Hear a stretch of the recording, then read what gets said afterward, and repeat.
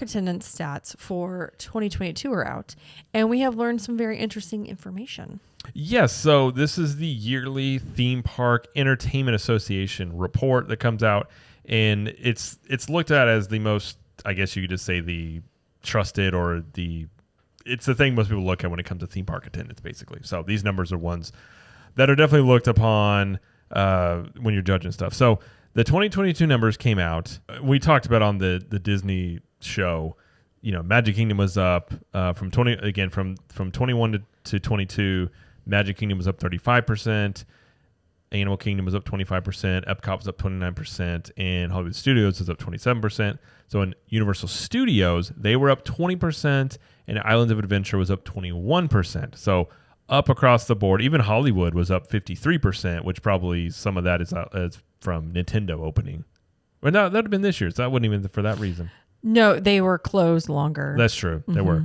But the interesting thing that I found, so I kind of looked a little closer into the numbers in that since 2019, because obviously 2019 and then 2020 was, the year we don't talk about. Or I guess we can talk about it, but nobody wants to talk about it. Obviously, attendance in theme parks was very, very low. For instance, at Universal Studios, it was for the year like 4 million, and Islands of Adventure was 4 million as well. From the previous year in 2019, Universal Studios was almost 11 million visitors, and Islands of Adventure was 10.3 million. Okay. So looking at it from 2019 to 2022 becomes very interesting because Disney has not quite recovered their attendance numbers since 2019. And we talked about that a little bit in the show, but since 2019, Disney has been down anywhere from 5% to 35% in terms of their attendance since 2019. Universal Studios, though, since 2019, Universal Studios Orlando is down just 1.58% since 2019. So in 2022, Universal Studios is 10.7 million, and in 2019 they were 10.9 million. So they have almost completely recovered all of their attendance that they had in 2019.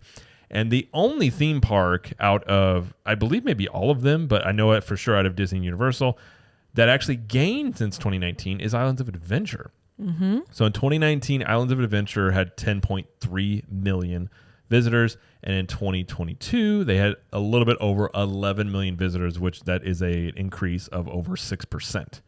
So it's an interesting thing when you're looking at market share and what Universal has been doing. And, we've talked about it, and I think Universal, and they've even said themselves, I've seen a lot of growth since 2019. And if you look at the market share, they're definitely eating into market share. Now, this is a completely different conversation, and we talked about on the Disney show. Disney's focus is much more lately have been charging more, and having the park reservation system kind of limiting attendance. Whether that pays off in the long run, we'll wait and see. Like I said in the Disney show, I don't think that's a really great idea in the long term. But in the short term, their profits are up, and even up threefold since 2019. So it's working in the short term for them. So when you're talking Disney and Universal, the main thing it's not a thing as like that Universal is the same size or bringing in the same amount of people as Disney World. It's not the same scale, right, or level. But where you start getting an interesting conversation going is market share, and Universal has been eating into Disney's market share for a while. So if you look at 2019, Disney's market share was 71.78%. So basically 72% of the market share that they had in Orlando area. And Universal was a little bit over 28%. So if you fast forward to 2022, Disney is basically sitting at 68% and Universal is at 32%. So Universal is gaining that market share. Disney's letting some of it off there. So again, we'll have to wait and see. Obviously, this is one of these very slow-moving things. But in terms of just looking at it from a Universal perspective, they have to be happy with this because they are gaining market share, which for what they want to accomplish has to be the short-term goal. Mm-hmm. They can have a long-term goal, but you're not going to get anywhere without a short-term goal of, okay, you just want to eat into that market share and get more of that audience. Yeah. And that's what they're doing. So I think that report shows from Universal's perspective, they're making headway. Yep. I think so. And something that helps Islands of Adventure specifically, it was, Hagrid's is still a very popular ride over Islands. Yes. Velocicoaster opened in 2021, and that was huge for them. Mm-hmm. It was a big, huge thing. So they're adding more and more things to the parks. Like, I think at a bit of a faster rate than Disney is right now. And I think that is, a positive thing for Universal, that they are able to quickly turn around things, like close something and then reopen to whatever it is. Whereas Disney's taking a little longer. Case in point, Tron took a couple years.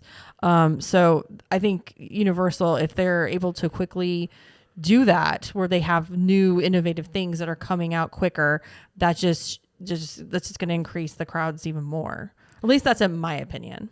Yeah, I mean, Disney for a long time was always, their construction takes a while. Mm-hmm. They like to spread it out over quarters. And they, again, if you look at the market share, they can do that. They don't feel like they have to be in any sort of rush. Universal is the if you look at it from a sports perspective, they're the up and coming team that are trying to make their mark. And they're hungry, and they're willing, and they have Comcast funding, so they have money to spend. Yeah. And they're aggressive. So yeah, I mean, I agree. I think they're a little bit more nimble about things at times. And the thing now, admittedly, I will say, when you have Universal with the market share, Disney may not be focusing on the market share. They're obviously looking at revenues and profits. So they're kind of playing two different games right now. Universal specifically, let's see, into market share. Disney's looking at it, and obviously their profits, everything are up. So as at this moment, you can make an argument that both of them are happy. Mm-hmm.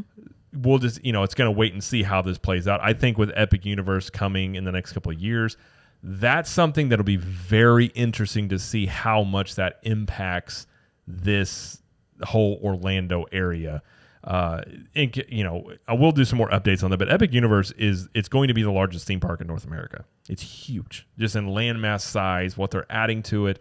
So that'll be in Disney at this point. They haven't had any rebuttal for it.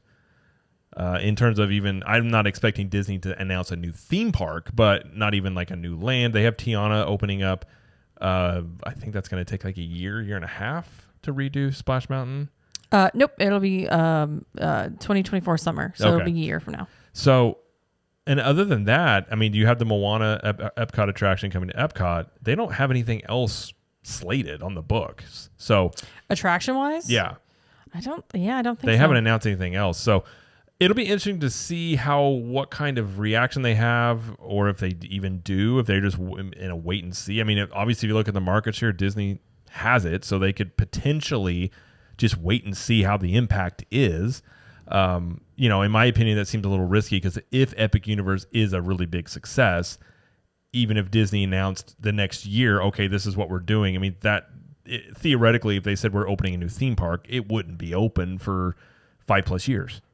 So we'll see. But the theme park attendance is interesting, just to see from both perspectives of they're both are obviously coming off of 2020, building back their audience, and Universal is definitely, they're definitely taking the opportunity. I think they think they've been presented with an opportunity, and they seem to be capitalizing on it.